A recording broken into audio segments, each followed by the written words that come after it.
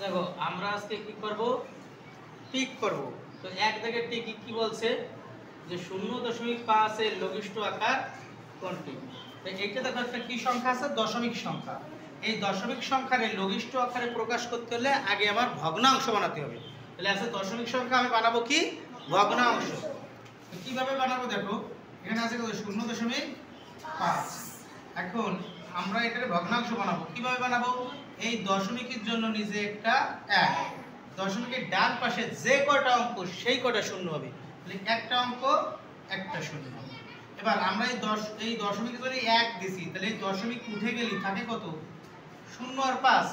বাম পাশের কোনো এই শূন্যের মূল্য নাই, তাই হবে 5। হয়েছে? এটা কি বুঝতে পারছো? আচ্ছা, এবার দেখো এইটার আবার কি বলতে হবে লঘিষ্ঠ আকার। এটা ভগ্নাংশ হয়ে গেছে না, এবার লঘিষ্ঠ আকার। তাহলে এটা কাটো। কাটাকাটি কিভাবে করব, আমরা লবরেও যে সংখ্যা দিয়ে কাটবো হরেও সেই সংখ্যা দিয়ে কাটবো। কাটাকাটি করা মানে ভাগ করা। তার মানে লবরে যে সংখ্যা দিয়ে ভাগ করব হরেও সেই সংখ্যা দিয়ে ভাগ করব। আমরা উপরটারে যে সংখ্যা দিয়ে ভাগ করব নিচেরটারে সেই সংখ্যা দিয়ে ভাগ করব। তাহলে 5 রে 5 দিয়ে ভাগ করলে 1 আর 10 দিয়ে ভাগ করলে 2। তাহলে কত হলো 2 এর 1। এইটা হচ্ছে লঘিষ্ঠ আকার।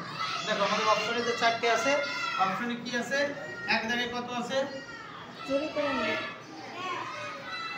1, 2 দাগে আছে 3 এর 1, 3 দাগে আছে 2 এর 1, আর 4 দাগে আছে 4 এর 1। তো দেখো আমাদের অপশন কত, 3 এর সাথে মিলে গেছে, তাহলে উত্তর হবে 2 এর 1। বুঝছো না বোঝো নাই? পারা যাবে? ওকে।